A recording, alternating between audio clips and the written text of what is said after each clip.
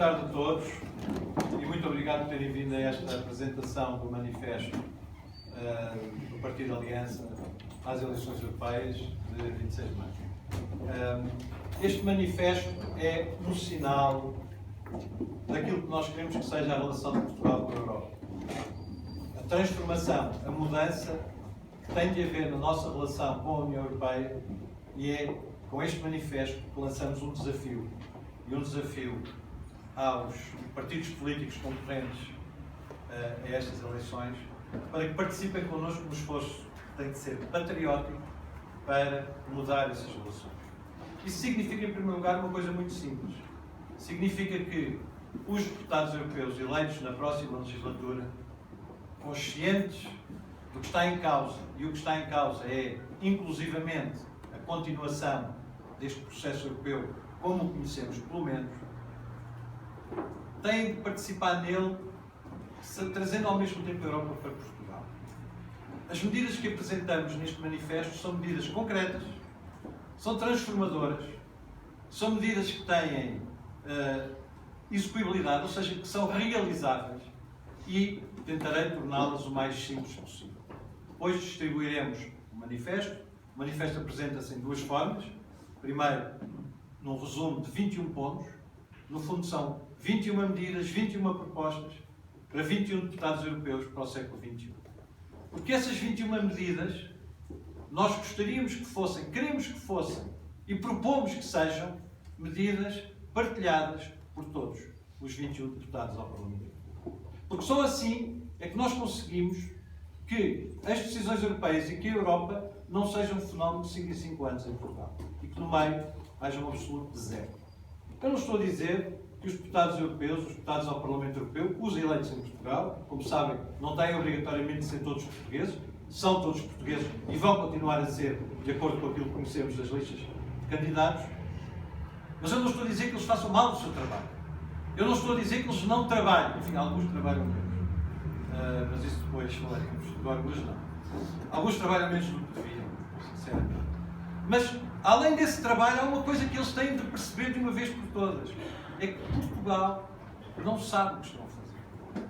Não tem noção do que se passa. E, sobretudo, e isso é o pior de tudo, cada procedimento legislativo, cada decisão europeia anunciada e terminada no prazo de 1, 2, 3 anos, só em Portugal é conhecida e só em Portugal é discutida no momento da sua proposição pela Comissão, quando é o exemplo recente da proposta sobre a mudança da hora de verão e da hora de inverno é um bom exemplo. E depois na fase final, quando já não há grande coisa a fazer, os portugueses não foram informados, não sabem o que se passa e normalmente tornam-se ainda mais renitentes a estas ideias e a este processo e rejeitam o que se está a passar, dizendo que Bruxelas não faz e aquilo que se passa é a revelia dos portugueses. É com isso que nós queremos acabar. Esse processo tem de mudar e os portugueses têm de vir a Portugal e têm de estar em Portugal, os deputados portugueses, apoiando as iniciativas, dando explicações, participando com as instituições no processo de discussão e trazendo depois para a Europa aquilo que em Portugal é decidido. Esta mudança de mentalidade é aquilo que nós gostaríamos que fosse o resultado da nossa participação. Com os deputados que vamos eleger, e com toda a franqueza, independentemente e sem prejuízo das sondagens, que são sempre momentos de alguma especulação filosófica e teórica, a verdade é que eu não tenho dúvidas que este partido, de forma como se apresenta, sendo um partido nacional, eu tenho aqui, enfim, e agradeço e saúdo alguns dos meus colegas e participantes na lista às eleições europeias, são pessoas, desde logo uma lista rigorosamente paritária, uma lista que é, de facto, declinada no masculino e no feminino, e não é por acaso também que estamos a fazer o lançamento neste dia de hoje, porque, de facto, esta é uma causa fundamental da Aliança, e é uma causa fundamental minha, e é uma causa fundamental de todos os membros desta lista, mas, de facto, é uma lista que, além disso, é também uma lista nacional. É uma lista de gente que vem de todo o país, do norte, do sul, do interior das ilhas. Estão aqui representadas jovens e menos jovens, ou mais jovens. E esta lista é, de facto, uma lista inclusiva. E é isso que nós queremos que seja a participação de Portugal na União Europeia. Este manifesto está dividido em duas partes. A primeira é, obviamente, o tratamento das várias propostas que fazemos, de uma forma substancial, de uma forma fundamentada, bem explicadas. E a segunda é esta folha, com 21 medidas, que está para ser distribuída e que será enviada para toda a gente. Eu já estou a dar cabo da comunicação social aqui a dar cabo. Isto é uma coisa que eu não consigo mudar muito, mas deve ser a minha ascendência italiana, que eu não sei se tenho. Mas de qualquer maneira, falar com as mãos é isso. Ora bem, nestas 21 medidas para 21 eurodeputados para o século XXI, elas são divididas em 4 ou 5 partes. A primeira parte é, no fundo, a necessidade da consciência. Não vale a pena querermos ser europeus se somos cada vez mais pobres no contexto europeu. Os portugueses, sistematicamente, e não temos de nos habituar a isso, assistem ao resvalar pela escala abaixo da riqueza, do bem-estar, da prosperidade relativa dos Estados europeus no nosso país. Estamos a assistir a isso mais uma vez. E depois nunca há responsabilidade. As coisas passam sempre como se fôssemos uma espécie de aventura alegre que nunca chega a lado nenhum e em que estamos permanentemente fatalisticamente a aceitar aquilo que se passa. Não temos de aceitar isso. E para isso nós fazemos um conjunto de propostas que são propostas, como disse, transformadoras. Desde logo a começar pela questão dos fundos estruturais. Os fundos estruturais não são uma panaceia absoluta. Não resolvem tudo. Já foi dito muitas vezes pelo Presidente do Partido que recebemos desde 1986 cerca de 133 mil milhões de euros para a economia portuguesa. O problema é que não sabemos bem para onde eles vão. E quando eu digo que não sabemos bem para onde eles vão, eu não me estou a referir às estatísticas. As estatísticas também as sei ver, também as sei interpretar. Interpretá-las de uma maneira, outros interpretam de outra. Mas não temos que também, mais uma vez, estar condenados ao fatalismo dessas leituras divergentes e com agenda própria.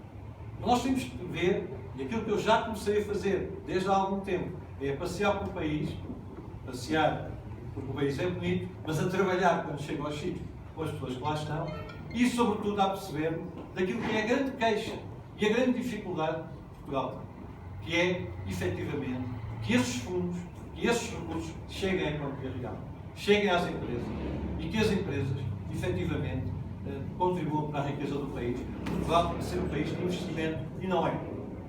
Dependemos de muitas outras coisas, do consumo interno, quando não há períodos de crise, das exportações, quando a Europa corre bem, parece que não vai correr tão bem, mas o investimento em Portugal continua a marcar passos. Isto tem muito a ver com o facto de, apesar de termos esses recursos à nossa disposição, e vamos continuar a ter, não como nós gostaríamos, já falamos sobre isso, mas a verdade é que eles não chegam à economia real e não contribuem para o investimento reprodutivo. No limite, contribuem para o Estado poder pagar algumas despesas para se poder financiar de uma forma que não faz nenhum sentido para aquilo que são as necessidades do país. E, portanto, crescer é fundamental, o crescimento económico é fundamental, os fundos têm de contribuir para isso, e o que nós propomos é não apenas a reformulação dos eixos operacionais do próximo quadro europeu, como ao mesmo tempo uma avaliação criteriosa, uma revisão dos critérios de atribuição dos fundos estruturais. Eles têm de chegar às empresas que são verdadeiramente reprodutivas do seu investimento e têm de chegar a todo o país, na lógica da coesão territorial que Portugal tanto precisa. Precisa de facto, chegar ao interior. E eu estive na Guarda, estive na Covilhã, estive em vários sítios do país e vou na próxima semana continuar a fazer essas visitas e o resultado é, de facto, devastador. Aquilo que as pessoas me dizem é que o despovoamento continua, a incapacidade de facto, sentirem o apoio e o país real, global, face àquele país que, no fundo, temos, que é um país litoral. E o país litoral tem que se tornar global e para isso este investimento é fundamental. Mas, além disso, na Europa nós temos que ter outra atitude. E temos referido isto muitas vezes. E essa atitude tem a ver com o quê? Tem a ver com, de facto, a existência de países europeus que, no fundo, também continuam a violar as regras europeias. Essa violação das regras europeias não são só os países pequenos e mais pobres como Portugal que o fazem. É verdade que há muitos outros que sistematicamente há muitos anos o fazem. E como já dissemos e repetimos, e vamos continuar a repetir, sempre que um país tem excedentes comerciais, isso significa que do outro lado, isso significa que do outro lado, bom, isto é, falar muito depressa. Sabem que eu era conhecido em Bruxelas como o terror dos intérpretes. Eu sou simultâneo. Me estavam sempre a interromper e dizer, fale mais devagar. Portanto, eu era obrigado a falar mais devagar, mas falar depressa faz parte da minha identidade. Bom, o equilíbrio das balanças comerciais dos Estados-membros, nós, de facto, vamos ter de trabalhar, eu diria mesmo, combater o plano europeu, obviamente diplomaticamente, obviamente utilizando os nossos argumentos, para que não continue a ser prática de alguns países na Europa que com isso, no fundo, contribuem para que outros países, sobretudo porque a União Monetária não permite outras alternativas e outras políticas que compensem isso, que outros países, no fundo, saiam largamente prejudicados, como é o caso do Portugal. Portanto, exigir a revisão, o equilíbrio das balanças comerciais dos Estados-membros e prosseguir no caminho dos programas europeus de fomento económico. Porque a União Económica Monetária é uma União Monetária, é uma União Económica. E na parte económica a União precisa, de facto, de se desenvolver mais. O Plano Juncker foi uma tentativa, é um projeto de fazer isso. Enfim, não foi tão mal sucedido como isso, mas também não é aquilo que nós queremos que seja, em que de facto a Europa se transforme numa realidade que beneficie todos os seus povos. E Portugal deve defender mais realismo na Europa. Há neste momento uma discussão na Europa, e é uma discussão existencial de sobrevivência da União Europeia entre mais protecionismo, inclusivamente intra-europeu. Defendido por alguns países, normalmente os mesmos, aqueles que muitas vezes assumem a liderança da Europa, mas que depois, quando é preciso resistir à tentação de defender as suas próprias realidades, não são capazes de o fazer. Isso é fundamental. Portugal tem de estar nessa discussão e propomos que esteja nessa discussão e que, de facto, contribua para discutir esta complexa, mas ao mesmo tempo muito importante para a mente atual, discussão sobre os chamados campeões europeus. De facto, a Alemanha e a França, para chamar pelos nomes, preconizam neste momento uma lógica de protecionismo para fora da Europa. Mas, ao mesmo tempo, o mercado interno.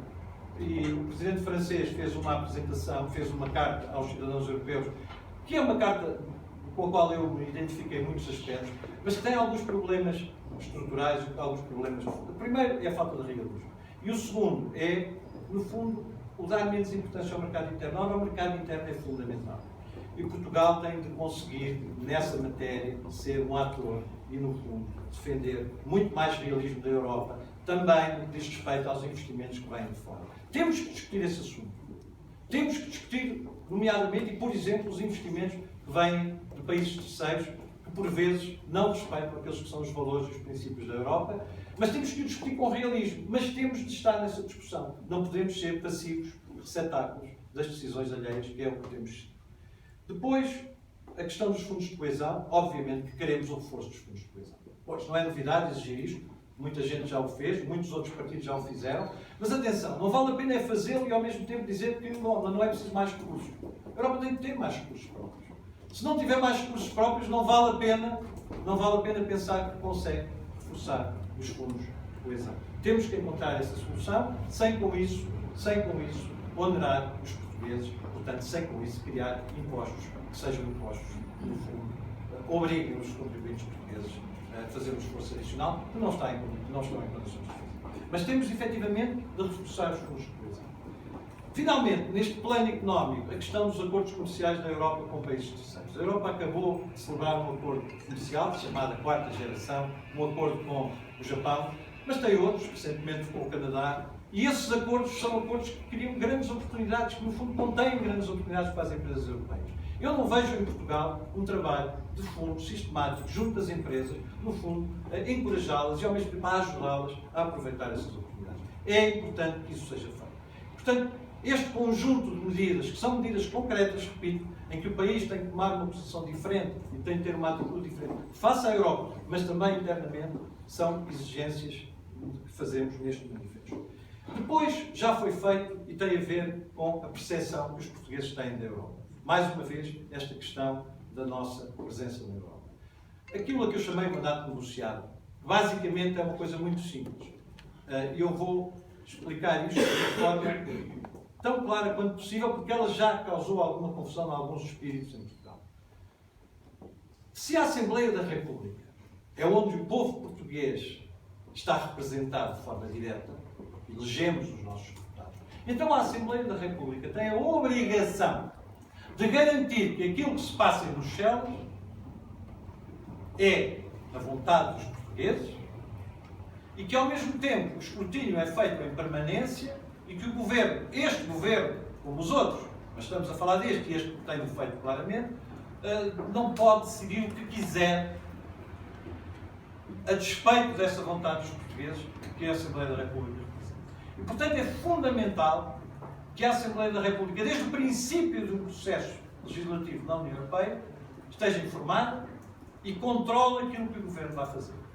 Sem criar obstáculos ao processo negocial, sem que o Governo seja constrangido na sua margem negocial, mas garantindo que os portugueses, desde o primeiro dia, sabem o que está a passar, acompanham o processo, podem discutir o processo, interpelando os seus deputados, inclusive os nacionais, mas sobretudo os europeus, e que isso é feito na maior transparência possível. E que qualquer medida, como por exemplo a diretiva sobre os direitos de autor na internet, quando começa a ser discutida, é assumida em Portugal como uma discussão nossa também, e prossegue durante os 2 ou 3 anos de discussão, até ao final, para que de facto a decisão seja informada e que os portugueses sintam que se podem rever nela. Concordando, discordando, mas discutiram-na, refletiram-na, conhecem. Mandato negociado. Segundo, o cartão vermelho dos Parlamentos Nacionais. Bom, não é nenhum direito de veto, como muita gente já me disse. O que é? É essencialmente garantir que os Parlamentos Nacionais fazem parte deste processo com a capacidade efetiva de o terminar. Se considerarem que o princípio da subsidiariedade basicamente diz o quê? Diz que uma decisão não deve ser tomada na Europa. Se pudesse ser tomada de forma tão ou mais eficaz pelos Estados. Bom, essa decisão, se os Parlamentos considerarem que uma determinada proposta viola esse princípio da subsidiariedade, então devem dizer não queremos. Se for um número suficiente de Parlamentos, então essa tomada de posição deve terminar o processo. Porque o que foi feito em Lisboa, mais uma vez, ficou a meio caminho. Bom, a meio da ponte, pois alguma metáfora possível. Depois, o controle dos objetivos fixados nas diretivas europeias. A sobre-regulamentação. A sobre-regulamentação é o quê? Todos os governos, mais uma vez, mas este tem defeito à abundância, usam as diretivas comunitárias, a transposição, que é obrigatória das diretivas, para legislar algo que não está lá. Bem, muito mais além das diretivas. Para incluir lá coisas que lhes interessa passar sem que as pessoas se preocupem com elas. Porque, curiosamente, quando as diretivas são transpostas, isso posso-vos dizer de experiência, ninguém liga muito. Ligamos muito a leis que são leis feitas de origem, desde o princípio, em Portugal, seja pelo Governo, na sua capacidade, com autorização, seja pela Assembleia da República, mas não ligamos à transposição das diretivas. Bom, é uma diretiva europeia, está assente, não foi discutida, mas agora vamos aprová-la e passa, e o Governo vai lá, dizem-se umas coisas e nada acontece. E o que acontece é que ela é aprovada e ela há muitas coisas que não são de facto nem necessárias, nem obrigatórias. É sobre regulamentação, tem uma expressão em europeias, que eu não vos vou amassar com ela, mas de qualquer maneira é de facto muito conhecido esse termo. Queremos que ele seja controlado. Bom, fazemos agora um desafio a todos os partidos que vão concorrer às eleições europeias. Como sabem, o Partido Aliança, como Partido Liberal Personalista e muito preocupado com a justiça e ao mesmo tempo com aquilo que é o grande flagelo da nossa sociedade, na minha opinião, é talvez a característica mais importante e mais danosa do que se passou em Portugal nos últimos anos e que tem a ver com aquilo que eu disse no início, a falta de crescimento, que é a corrupção, que é a apropriação ilícita de bens públicos, que é, enfim, um conjunto de comportamentos que uma sociedade hoje em dia não pode suportar. Como sabem, o Partido Aliança exige a todos os seus membros, nomeadamente aos seus órgãos dirigentes que já o fizeram, a apresentação do registro criminal e, no caso das eleições europeias, vamos ter também uma declaração sob honra, pela honra, em como qualquer facto que possa afetar a necessária idoneidade, probidade e até, se quiserem, a credibilidade pública de um candidato implicará necessariamente um pedido de demissão. Podem dizer que isto é muito agressivo, muito exagerado, porque a justiça não age, mas a justiça hoje em dia passa-se em muitos sítios, mas cada vez se passa mais nas redes sociais, cada vez se passa mais no espaço público digital. E nós temos que ser capazes de perceber o que isso significa. E uma das coisas que isso significa é que, de facto, quem faz política hoje tem que ser à prova de suspeita. E, portanto, exigimos isto aos nossos candidatos, mas gostaríamos de dirigir um convite aos restantes partidos políticos que vão participar no Parlamento Europeu, que façam exatamente o mesmo. Convidamos a que façam todos o mesmo e que o reconheçam, que o vão fazer. Se não o fizerem, vamos-lhes perguntar, mas fica desde já o convite, é um convite apenas, participem nesta luta que nós achamos que é justa e que é importante para, de facto, sanear o espaço público nesta luta. E na democracia do futuro há uma regra fundamental. Para salvar a democracia, nós temos que mudar a democracia, senão a democracia não se salva. E a única solução para salvar a democracia é, de facto, utilizar as capacidades, os recursos, as oportunidades e todo o potencial do novo espaço público, sobretudo digital, e conseguir fazer com que a democracia funcione também nesse modelo, dando resposta às satisfações, às inquietações e, sobretudo, às críticas das pessoas. Como é que vamos fazer isso? Mais um desafio. Nós temos muitos desafios e eu espero que nos ouçam, pelo menos, para isso estamos também a fazer esta apresentação. Nós queremos adotar o voto eletrónico no prazo de uma legislatura. Queremos que haja uma eleição em Portugal. Conhecemos todas as objeções. Sabemos as reservas que existem. Sabemos as dificuldades e os limites. Mas pomos na mesma, medida 10, agora são 21 medidas, já vou em mais metade. Disseram para falar muito pouco, mas eu não estou a ser capaz. Vou mais um bocado de água a ver se vai mais. Vamos propor que num prazo de uma legislatura se consiga realizar uma eleição em Portugal nacional por voto eleitoral. Bom, temos 5 anos. Podem dizer já há experiências, já há tudo, há pilotos, há experiências. Já alguns países fizeram e voltaram para trás, mas não tenhamos dúvidas, é assim o futuro. E nós queremos estar no futuro. E queremos que a democracia se regenere também utilizando esses mecanismos e não apesar deles. E, ao mesmo tempo, propomos um Programa Nacional de Formação e de discussão e de debate e de reflexão sobre a inteligência artificial. Todos nós vivemos com a inteligência artificial. Neste momento, nos bolsos de toda a gente aqui, praticamente, acredito que todos, a inteligência artificial está a funcionar, está ativa ou está à espera. Mas ela está lá. Isto vai acelerar e vai criar vai ter uma enorme repercussão nas nossas sociedades. Nós queremos tornar os portugueses literatos nesta matéria. Porque, mais uma vez, se não fizermos nada, se esperarmos, ela vai acontecer. Chega sempre. Chega é quando já tudo está formatado, já tudo está resolvido e, normalmente, todos os inconvenientes já recaíram sobre nós porque não nos preparamos. Um programa de formação sobre a inteligência artificial. Eu não sou, nem a equipa, que já agora este manifesto é o resultado de trabalho de uma equipa muito grande, quer dos órgãos do partido, quer desta lista que se apresenta ao Parlamento Europeu. Trabalhámos muito neste manifesto, não foi fácil, sobretudo porque o equilíbrio entre o que é preciso propor e o que é viável propor é um equilíbrio fino. E eu, quando olho à volta, vejo 2 tipos de propostas. Não vejo muito mais, já agora. Desculpa lá falar da concorrência dos outros partidos. Vejo propostas redondas, proclamatórias, do género vamos todos ser felizes. Nós defendemos a felicidade dos portugueses, mas claro, ninguém diz o contrário. Ou então vemos propostas que não são realizáveis, que são utopias. Nós não temos nenhuma proposta utópica. E também não temos propostas redondas, porque todas elas podem ser concretizadas e devem ser concretizadas. Portanto, fazer uma formação em inteligência artificial. A Finlândia lançou um programa deste ano passado, por isso é que eu digo, não há muitas destas coisas novidades. Mas é uma proposta que é importante para Portugal. Os nossos jovens e os menos jovens, e todos nós, temos que ser capazes, daqui a 1 ou 2 anos, de perceber as consequências do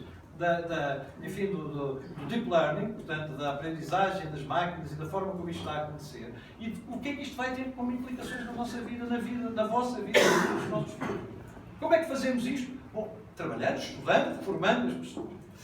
Como disse no manifesto, não nesta plaqueta, se quisermos, ou nesta folha, mas nas 16 páginas onde elas são desenvolvidas, todos terão acesso a elas, está bem explicado. Mas a ideia é essa, é fazermos um programa nacional de formação nesta matéria. Bom, depois em termos de ambiente, o ambiente é uma matéria muito importante para a Aliança. Queremos rever as obrigações impostas pela legislação europeia em matéria de ambiente, para verificar se respeitam o princípio da subsidiariedade, para verificar se, no fundo, não resultam em consequências negativas noutros planos e se isso pode e deve ser corrigido, porque aí, por exemplo, a sobre-legislação e outro tipo de problemas afetaram muito. Portanto, queremos fazê-lo e, ao mesmo tempo, introduzir nas políticas públicas, e vamos exigir que isso seja feito, o conceito de economia circular. Também não vos vou amassar com isso e vou prosseguir. Depois, gostaríamos que os deputados europeus, outro desafio, no próximo legislatura, visitassem todos os meses uma comunidade na diáspora portuguesa. Somos 21, seremos 21, nós esperamos ter 3 ou 4. Esperamos ter 3 ou 4 deputados eleitos nesse grupo. E, portanto, como estão a ver, temos muito progresso pela frente a fazer e vamos fazê-lo. Mas nós queremos que os deputados europeus, e nós participaremos, obviamente, disso, visitem a diáspora. Todos os meses, um pequeno grupo, 2 ou 3 deputados em Bruxelas, metem-se no avião, vão a Paris, ou vão à Austrália, ou vão aos Estados Unidos, ou vão ao Brasil, e vão visitar portugueses. Já me disseram, não, mas isso é uma tarefa dos deputados nacionais. Ok, mas os deputados nacionais e os deputados portugueses concorrem para um bem maior, que é a pátria. Por isso é que eu falo em patriotismo permanente. Aliás, já agora, eu não tenho vergonha nenhuma em acho que usar a palavra patriotismo é obrigatória para um europeísta. Qualquer europeísta que não use o patriotismo é federalista. Já agora, para usar, é federalista. Um europeísta que é patriota é aquele que acredita que Portugal está muito melhor na Europa e que a Europa foi fazer Portugal. Mas é patriótico visitar os portugueses que estão pelo mundo. Ir lá, falar com eles. Saber os problemas deles e tentar ajudar também na União Europeia a fazer. Forçar a ideia estratégica da Europa no mundo. Portugal pode contribuir para isso e deve contribuir para isso. E a verdade é que contribui pouco. Nós colocamos quase sempre numa posição, repito, expectante de receber as consequências do que os outros fazem e queremos e devemos estar nessa discussão. Para isso também propomos a criação, no âmbito da CPLP, de competências para acompanhar e influenciar as políticas europeias. A CPLP deve assumir, no âmbito dos países que fazem parte deste grupo, países de expressão portuguesa, deve assumir que a Europa pode ajudar estes países a desenvolverem-se. Como sabem, todos eles têm acordos e participam em programas europeus. É importante que isso seja feito na CPLP, expressa e objetivamente, não seja deixado ao acaso e a situações ad hoc esporádicas. A preservação do património nacional e a valorização da cultura. Nós devemos aproveitar os fundos europeus também para esta matéria. Porque não podemos esquecer, quando falamos do desenvolvimento económico, que a cultura portuguesa, que é rica, que é antiga, pode servir para também o desenvolvimento económico, deve servir também para o desenvolvimento económico. Por isso, a aposta na cultura deve ser expressa e deve estar refletida também na discussão sobre as perspectivas financeiras plurianuais da União Europeia e depois sobre os programas que em Portugal as executam. Ou seja, não é desculpa. Deve ser colocado ênfase no desenvolvimento económico, não pôr a cultura nesse pacote. Ela deve ser posta porque ela faz parte também dessa lógica e aí nós temos, de facto, muita coisa a dizer. Bom, o mar, a inovação e a investigação. Todos assumimos esta ligação inquebrantável de Portugal ao mar, todos. Mas nós queremos dizê-lo expressamente e, sobretudo, dizer que a ideia é que esta ligação tem que ter um reflexo objetivo. Há muitos anos que se discute o mar em Portugal, tem havido muitos protagonistas, muitos programas, e a pergunta é sempre a mesma: e como é que estamos? E a resposta é sempre a mesma: bom, vamos trabalhar para fazer isso. Ou seja, não fizemos. E temos de fazer. E temos de aproveitar justamente esta dimensão estratégica da Europa, em que o mar é cada vez mais importante. Os chineses começaram por fazer o Belt and Road por terra, mas depois perceberam que tinham que ir por mar. Bom, e nós temos o mar à nossa disposição. É fundamental que o mar seja a aposta crucial de Portugal, mas mesmo e sobretudo usando os mecanismos que a Europa nos proporciona. Mas não é. É só, desculpem a expressão, é só conversa. E de conversa, acho que estamos todos fartos, mesmo na minha, eu estou quase a acabar. Depois, proposta muito importante, a liberdade. A Europa é liberdade. O Partido da Aliança é a liberdade. A liberdade é, na minha opinião, julgo que muita gente terá essa opinião, um valor supremo. Sem liberdade não somos nada. Sem liberdade estaremos sempre limitados àquilo que os outros quiserem que nós passamos, conhecemos, uma forma de agir nos é imposta. E então o que é que nós queremos propor? Nós queremos propor que todas as propostas, mais uma vez assumo que já há muitas propostas nesse sentido, mas o que queremos é concretizá-las e queremos ajudar a concretizá-las. E Portugal deve participar nisso. Todos os Erasmus possíveis devem ser realizados. Todos os Erasmus possíveis. Isto quer dizer o quê? Isto quer dizer que, em múltiplas dimensões, desde os desempregados, até a cultura, até todas as dimensões que nós conseguimos imaginar, a liberdade deve ser a ideia que deve presidir ao desenvolvimento de programas europeus, e aí podemos usar o futuro Horizonte 2020, que será o horizonte seguinte, podemos usar isto para desenvolver essa lógica. Não deve ser o Erasmus só para os jovens, já agora propomos também estender o máximo possível essa possibilidade e se calhar torná-la universal, ou seja, dirigida a todos, que todos possam ter essa possibilidade. Tem custos, tem dificuldades, claro que sim, mas mais uma vez queremos, no fundo, defender a ideia de que isto deve ser feito e deve ser desenvolvido. O Erasmus para todos, o Erasmus para os cientistas, o Erasmus para as pequenas e médias empresas, o Erasmus, como já disse, para os desempregados, o Erasmus para todos aqueles para quem isso possa ser criado. Para que, de facto, a Europa se assuma como espaço de liberdade que é, mas que só sabemos que é, que os jovens sabem, e por isso é que não votam. Eles não votam, sabem porquê? Porque não acreditam que os atuais protagonistas lhes permitam continuar a beneficiar deste modelo, nos termos que para eles deve ser este modelo, porque logo assistem a esta discussão sobre o artigo 13 e dizem, bom, isto é contra nós, querem acabar com a nossa liberdade. E é justamente o contrário. Queremos mais liberdade. Finalmente, antes de concluir, uma proposta que eu acho que é simples, tenho a certeza que é ousada, não tenho a certeza que não tenha já sido tentada, porque sei que já foi tentada, mas que é muito simples. O Partido Aliança tem várias causas. Já agora, como sabem, o Aliança é o único partido verdadeiramente paritário do espectro político português, que é o único que pode ser declinado no masculino e no feminino. Será a Aliança ou o Partido Aliança. O Aliança ou a Aliança. É uma grande vantagem que nós temos, não precisamos dizer que somos paritários.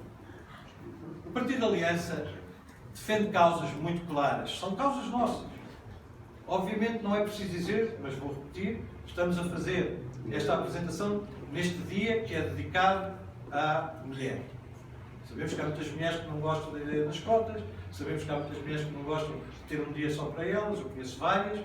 Eu acho que é importante, de facto, continuamos a assistir a muitos atropelos daquilo que deve ser um princípio básico, somos todos seres humanos e, portanto, todos devemos ser tratados da mesma forma. Mas temos essa causa como temos outras causas. E essas causas, que são de facto causas fundamentais, a pobreza, a luta contra a pobreza é fundamental. Nenhum partido liberal que quer a liberdade para todos se pode confortar com a falta de liberdade que decorre da pobreza. Não há nada que tire mais a liberdade do que não ter recursos para viver livremente. E direitos das pessoas com deficiência, por exemplo, estive em várias APSS, na IPSS da semana passada, em associações do terceiro setor, e de facto as preocupações são sempre as mesmas. E quando veem aquelas pessoas que fazem um trabalho brutabilíssimo, em sítios onde é muito difícil fazer esse trabalho, não há recursos, não conseguem contratar gente. E a dizer, bom, mas onde é que estão os recursos? Nós precisamos de ajuda, nós precisamos, de facto, que este setor, e sabemos que sem ele, provavelmente o país estaria muitíssimo pior, e o tecido social, porque a confiança desapareceria, estaria completamente esboroado. Bom, precisamos de acudir a esses setores. E como é que fazemos isso? A proposta é muito simples, é uma proposta concreta e é muito simples. Subsidiariedade, sobretudo no momento em que Portugal está a desenvolver uma lógica de descentralização. Não sei se chegará a mais do que isso, mas isso já é uma discussão de outra natureza e não é isso que está aqui em causa. Mas a descentralização já implica esta reflexão, subsidiariedade da repartição dos poderes, das competências de quem faz o quê. É fundamental. Bom, aquilo que está a ser feito na descentralização eu não vou comentar, essa é uma questão para o Partido pronunciar, mas parece-me de facto não só demasiadamente atabalhoado, como em tempo eleitoral, de uma forma descontinuada. Não estou muito bem a ver como é que isto contribui para a coesão nacional e, sobretudo, para a coesão territorial. Mas está a ser feito, não interessa, e a verdade é que a sociedade é importante. Mas mais do que isso, qualidade da legislação portuguesa. Isto quer dizer o quê? Quer dizer que cada uma destas causas, a demografia, por exemplo, o problema demográfico que temos em Portugal, nós não podíamos fazer um manifesto, porque queríamos de facto fazer um manifesto, já vou perceber porquê, para 21 deputados portugueses, com 30 propostas ou 40 propostas, além disso, já estão todos fartos de me ouvir, portanto, imaginam o que seria se eu tivesse que falar de 40 propostas. Mas, por isso mesmo, propomos uma coisa muito simples, é que estas causas sejam refletidas em toda a legislação. Como é que isto se faz? De uma forma muito simples. Sempre que há uma proposta legislativa, seja o Governo a prepará-la, seja a Assembleia da República, que nessa proposta haja uma espécie de checklist. E essa checklist tem a ver com estas matérias. Esta legislação, no âmbito do arrendamento, ou no âmbito da agricultura, ou como for, tem alguma implicação no plano da demografia? Não tem. Tem alguma implicação no âmbito da defesa da igualdade de género? Não tem. Tem alguma implicação noutra coisa agora? Tem, sim, senhor. Então aí, essa legislação, isso não pode ser deixado a alguma futura legislação para corrigir as consequências desta. Deve conter, desde logo, as consequências e ter em conta isso e o facto de haver essas consequências potenciais. Isto é muito simples. Isto, no fundo, significa que, de facto, a legislação portuguesa tem de ser feita de outra maneira, não pode ser feita ad hoc, caso a caso, para responder muitas vezes a necessidades imediatas e, normalmente, de forma muito precária, atabalhoada, e depois, com consequência, depois exige mais legislação. Nós somos os países que têm mais leis no mundo, somos os países, na minha opinião, que têm piores leis. E, portanto, considerar estas causas na legislação é muito, muito importante. E fazê-lo de uma forma organizada, prevista, com um checklist não é muito difícil. Cada vez que o Conselho de Ministros se reúne para discutir uma proposta, a primeira coisa que faz é verificar se todas aquelas matérias estão ou não estão, têm alguma relação com aquela proposta e, então, nesse caso, o que é preciso fazer para garantir que não há consequências, os chamados efeitos não queridos, consequências inesperadas. Termino dizendo que de tudo isto e destes desafios que lançámos, correm duas propostas adicionais e finais. A primeira é, já falei dela, a ideia dos deputados-sombra. O que é que são os deputados-sombra? Os deputados-sombra são estas senhoras e estes senhores desta lista da Aliança, oferecem-se e oferecem aos outros partidos, no fundo estamos todos de acordo em que vamos trabalhar durante 5 anos e não vamos trabalhar só durante 2 meses para as eleições. Oferecemos-nos todos para, no fundo, os seguir. Para garantir que o trabalho deles é conhecido em Portugal. Vamos fazer perguntas, mas então, a quantas reuniões é que fez? Porquê é que faltou a militar? Não estou a pensar em ninguém em concreto. Porquê é que faltou a militar reuniões do plenário e a não sei quantas das comissões? E quais são os dossiês que está a seguir? Deixa-me só dizer uma coisa. Em todos os sítios onde tenho estado em muitos ultimamente, eu faço sempre uma pergunta, não vou fazer aqui, porque tenho a certeza que eu aqui ia ser, digamos, humilhado. Não bem humilhado é forte, mas ia ser, digamos, menorizada a minha posição e a minha proposta. Mas tenho feito a mesma pergunta. Quantos deputados europeus conhecem todo o nome português? Pergunto isto. Normalmente as pessoas conhecem 1 ou 2. Imaginam todos quais são. Depois os outros 19, os outros 20, os outros 18, não sabem quem são. Mas mesmo aqueles que conhecem 1 ou 2, ontem fui fazer uma pequena conferência na Universidade da Terceira Idade, que aliás é muito interessante, as pessoas muito entusiasmadas e conhecedores, porque tinham feito cadeiras dos europeus. Eu fiz a mesma pergunta e houve uma senhora que sabia 8. Eu disse, bom, se isto 8 já é espetacular. Mas é que depois fiz-lhes a pergunta fatal. Então, desses 8, diga-me lá um dossiê, um projeto em que qualquer um deles tenha estado envolvido e que tenha, de facto, contribuído para qualquer coisa. Diga-me, ninguém sabe nada. Podem dizer mas também não sabem dos deputados nacionais. Mas eu não estou a concorrer à Assembleia, ao Parlamento, à Assembleia da República, estou a concorrer ao Parlamento Europeu. E preocupam os 21 deputados que para lá vão, passar 5 anos, que são obrigados a ser reconhecidos. São obrigados, porque o papel deles é patriota. Portanto, vamos ter deputados sombra que vão fazer esse trabalho, incluindo os deputados eleitos pela Aliança. E mais, aceitamos que façam o contrário. Aliás, agradecemos que façam o contrário. Mas lançamos o desafio. Aceitam isto ou também não querem? Provavelmente não vão responder. Pronto. Mas se não responder, a pergunta está feita. A resposta é sempre mais difícil que a pergunta, eu percebo, mas de qualquer maneira a pergunta vale a pena porque é, repito, patriótica e finalmente a Aliança apela a um verdadeiro compromisso patriótico e europeu. E nesse âmbito propõe que estas 21 medidas, a 21ª fica para nós, as outras 20, sejam assumidas por cada um dos deputados europeus ao Parlamento Europeu. A partir do momento que houver portugueses a votar nestas medidas, nós propomos que os deputados europeus escolham aquela que acham que vai mais ao encontro do seu ideal. Eu acho que até para o Bloco de Esquerda, para o PC, haverá alguma possível, mas que escolham. E que connosco, em conjunto, porque somos todos portugueses no Parlamento Europeu, estamos lá para ajudar a Europa a mudar. Sem mudança da Europa, a Europa não sobrevive e, ao mesmo tempo, no fundo, a trazer a Europa para Portugal. É para isso que é este compromisso, é para isso que é este manifesto. Nós achamos que é diferente de todos os manifestos que todos os outros partidos fazem. Não é um manifesto que proclama grandes objetivos e grandes consequências. É um manifesto que procura ajudar a que os deputados do futuro, os deputados europeus portugueses que vão para Bruxelas, para já que não sejam sempre os mesmos, já agora também convém que haja alterações, porque no fundo é isso que as pessoas querem quando não votam para o Parlamento Europeu, é que haja mudanças, haja gente nova, gente que nunca fez política e que está disposta a sacrificar uma parte do seu tempo já agora e outras coisas para o fazer ao serviço das pessoas, que, como eu já disse tantas vezes, não vem nenhum de nós para se servir, mas vem para servir os portugueses. É isso que nós fazemos e é por isso que quisemos apresentar este manifesto. Agradeço a todos muito a vossa presença.